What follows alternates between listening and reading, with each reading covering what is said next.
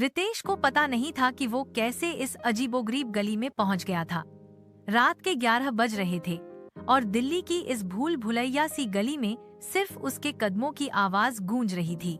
अचानक उसकी नजर एक छोटी सी दुकान पर पड़ी जिसके बाहर काले अक्षरों में लिखा था, गुप्त आईना महल, सिर्फ रात को खुलती है। यहाँ हर आईना आपकी छुपी हुई दुनिया दिखाता है। अजीब बात है, रितेश ने मन में सोचा। भला कौन रात में शीशे बेचता है। दुकान के अंदर से नीली रोशनी निकल रही थी और कहीं से बांसुरी की मधुर आवाज आ रही थी, जैसे कोई उसे बुला रहा हो। जैसे ही उसने दरवाजा खोला, घंटियों की मधुर आवाज हुई, टिन टिन टिन, आइए बेटा आइए। एक लंबी सफेद दाढ़ी वाले बुजुर्ग ने कहा। उनकी आंखें चांदी की तरह चमक रही थीं। मैं पंडित गुप्ता हूँ, तुम ठीक समय पर आए हो। दुकान देखकर रितेश की आंखें फटी रह गईं। छत से फर्श तक सैकड़ों आईने लगे हुए थे। कुछ गोल थे, कुछ तिकोने, कुछ में सुनहरे फ्रेम थे तो कुछ काले लकड़ी के। सबसे अजीब बात ये थी कि हर आईने से अलग रंग की रोशनी निकल रही थी। बाबा जी, मुझे बस एक साधारण आईना चाहिए अपने कमरे के लिए, रितेश ने कहा। गुप्ता जी हंसे। बेटा, यहाँ कोई भी आईना साधारण नहीं है। हर आईने में अलग शक्ति है, अलग जादू है। जादू? आप मजाक तो नहीं कर रहे? रितेश हैरान था। बिल्कुल नहीं, गुप्ता जी ने गंभीरता से कहा। देखो, उस कोने में जो अंडाकार आईना है, उसमें तुम अपनी दूसरी जिंदगी देख सकते हो। वो जिंदगी जो तुमने चुनी नहीं। वो नीला आईना, उन्होंने इशारा किया, उसमें तुम्हारे दुश्मन दिखते हैं। वो लाल वाला आईना तुम्हारी सच्चाई दिखाता है और वो काला आईना। गुप्ता जी चुप हो गए। काला आईना क्या दिखाता है? रितेश ने उत्सुकता से पूछा। वो मौत दिखाता है, लेकिन उसे छूना मत। रितेश को लगा कि बूढ़े आदमी का दिमाग खराब है, लेकिन जिज्ञासा ने उसे अंडाकार आईने के पास जाने पर मजबूर कर दिया। आईने के फ्रेम पर संस्कृत के श्लोक खुदे हुए थे जो सोने से चमक रहे थे।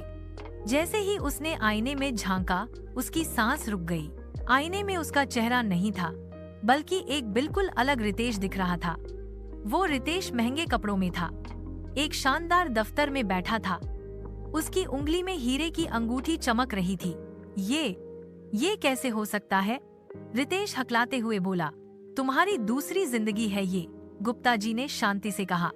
वो जिंदगी जो तुम्हें मिल सकती थी अगर तुमने 5 साल पहले इंजीनियरिंग के बजाय व्यापार चुना होता। रितेश का दिल तेजी से धड़कने लगा।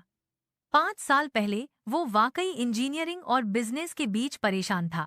आईने में दिख रहे रितेश के पास बड़ी गाड़ी थी, खूबसूरत बीवी थी, बड़ा घर था। मैं इसे खरीदूंगा, रितेश ने तुरंत कहा। 5,000 रुपए, गुप्ता जी ने कहा। लेकिन सावधान रहना, जो तुम इसमें देखोगे वो तुम्हारी असली जिंदगी को बदल सकता है। अगले कुछ दिन रितेश उस आईने के सामने घंटों बैठा रहता। वो अपनी दूसरी जिंदगी को देखता रहता। वो देखता कि वहाँ का रितेश कितना अमीर है, उसकी कितनी इज्जत है। धीरे धीरे उसे अपनी असली जिंदगी से नफरत होने लगी।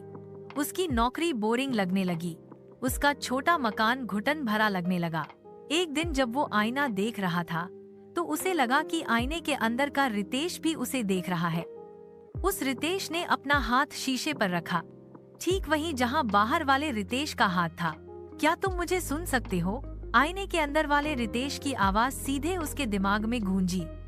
रितेश घबराकर पीछे हट गया। ये तो हद हो गई। डरो मत, आईने वाले रितेश ने कहा। मैं कई दिनों से तुमसे बात करने की कोशिश कर रहा था। ये कैसे हो सकता है? रितेश ने पूछा। वैसे ही जैसे तुम मुझे देख सकते हो, आईने वाला रितेश बोला। देखो, तुम्हारी जिंदगी मुझे कितनी शांतिपूर्ण लगती है। मेरी जिंदगी में बहुत परेशानी है। दफ्तर की राजनीति, मांग करने वाली बीवी, कर्जे। मैं तुमसे जगह बदलना चाहता हूँ। रितेश हैरान रह गया। उसे लगा था कि आईने वाली जिंदगी परफेक्ट है, लेकिन अब पता चल रहा था कि वो रितेश भी परेशान है। अगली रात रितेश फिर गुप्ता जी की दुकान गया। बाबा उसका इंतजार कर रहे थे। मुझे पता था तुम आओगे, गुप्ता जी ने कहा। आईने के अंदर वाला इंसान तुमसे बात कर चुका है ना? हाँ, रितेश ने मान लिया। वो जगह बदलना चाहता है। ये हो सकता है? गुप्ता जी का चेहरा गंभीर हो गया। हो सकता है, लेकिन बहुत खतरनाक है। जगह बदलने के लिए तुम्हें पूरी रात आईने के सामने बैठना होगा। ठीक आधी रात को तुम्हें आईने को छूना होगा। लेकिन अगर कुछ गलत हुआ तो तुम आईने के अंदर हमेशा के लिए कैद हो जाओगे। कैद मतलब? रितेश ने पूछा। आईनों की दुनिया में कई आत्माएं कैद हैं, जो जगह बदलने की कोशिश कर रहे थे लेकिन असफल हो गए। उनके शरीर यहाँ बेहोश पड़े हैं और आत्माएं आईने के अंदर फंसी हुई हैं। गुप्ता जी ने एक काला पर्दा हटाया। वहाँ 7-8 लोग कुर्सियों पर बेहोश बैठे थे। उनकी आंखें खुली थीं लेकिन वे सांस ले रहे थे, जैसे सो रहे हों। ये सभी आईने में कैद हैं, गुप्ता जी ने कहा। इनकी आत्माएं अलग अलग आईनों में फंसी हुई हैं। रितेश के दिमाग में तूफान चल रहा था। एक तरफ परफेक्ट जिंदगी का लालच था, दूसरी तरफ हमेशा के लिए कैद होने का डर था। वो अपनी मौजूदा जिंदगी के बारे में सोचने लगा। हाँ, वो अमीर नहीं था, लेकिन उसके पास अच्छे दोस्त थे। उसकी नौकरी बोरिंग थी, लेकिन पक्की थी। उसकी प्रेमिका प्रिया उससे बहुत प्यार करती थी। घर जाकर रितेश ने प्रिया को फोन किया। प्रिया, अगर तुम्हें अपनी जिंदगी पूरी तरह बदलने का मौका मिले तो तुम करोगी? क्यों, कुछ गलत है क्या? प्रिया ने चिंता से पूछा। नहीं, बस पूछ रहा था। रितेश, मैं अपनी मौजूदा जिंदगी से खुश हूँ। हाँ, पैसों की दिक्कत है, कभी कभी परेशानी होती है, लेकिन तुम हो, मेरा परिवार है। ये छोटी छोटी खुशियाँ ही तो जिंदगी है। परफेक्ट जिंदगी का कोई मतलब नहीं अगर उसमें सच्चे जज्बात नहीं है। प्रिया की बात सुनकर रितेश को समझ आया कि वो कैसी गलती करने जा रहा था। अगली रात रितेश आईने की दुकान गया। आईने के अंदर का रितेश बेसब्री से इंतजार कर रहा था। तैयार हो? आईने वाले रितेश ने पूछा। रितेश ने गहरी सांस ली। नहीं, मैं ये नहीं करूँगा। क्या? क्यों? आईने वाला रितेश हैरान था। क्योंकि मुझे एक बात समझ आई, दूसरे के खेत हमेशा हरे लगते हैं। तुम्हें मेरी जिंदगी परफेक्ट लग रही है क्योंकि तुम्हें सिर्फ वो हिस्से दिख रहे हैं जो तुम्हारे पास नहीं है, लेकिन मेरी जिंदगी में भी समस्याएं हैं, और सबसे जरूरी बात, ये समस्याएं मुझे मजबूत बनाती हैं, असली बनाती हैं। आईने का रितेश कुछ देर चुप रहा। शायद तुम सही कह रहे हो, उसने आखिर में कहा। बिल्कुल सही, रितेश ने कहा। अपनी जिंदगी से भागने के बजाय हमें उसे बेहतर बनाने पर ध्यान देना चाहिए। तभी गुप्ता जी ने ताली बजाई। वे कोने में खड़े होकर ये सब देख रहे थे।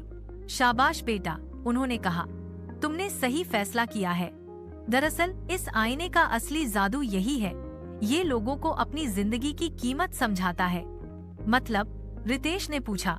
इस आईने को देखने वाले 100 में से 99 लोग जगह बदलना चाहते हैं, लेकिन जो समझदार होते हैं वो जान जाते हैं कि खुशी बाहरी हालात में नहीं बल्कि अपनी सोच में होती है।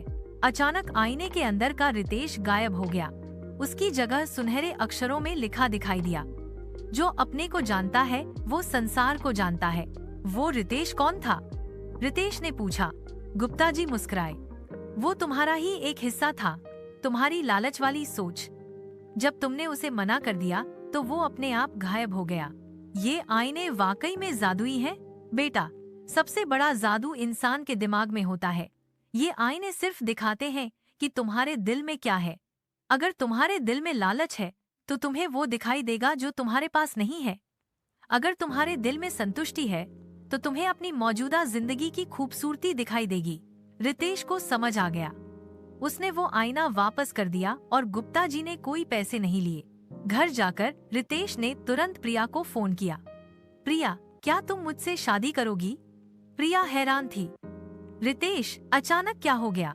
बस समझ आ गया कि मेरे पास पहले से ही सब कुछ है जिसकी मुझे जरूरत है। तुम। 6 महीने बाद रितेश और प्रिया ने सादी शादी की। वो अभी भी उसी छोटे से मकान में रहते थे। रितेश अभी भी वही नौकरी करता था, लेकिन अब उसे अपनी जिंदगी से प्यार था। रितेश कभी कभी उस रात के बारे में सोचता था जब उसने लगभग अपनी पूरी जिंदगी बदल देने की कोशिश की थी। वो शुक्रगुजार था कि उसने सही फैसला किया था। कुछ महीने बाद जब वो उस गली से गुजरा तो वहाँ कोई दुकान नहीं थी।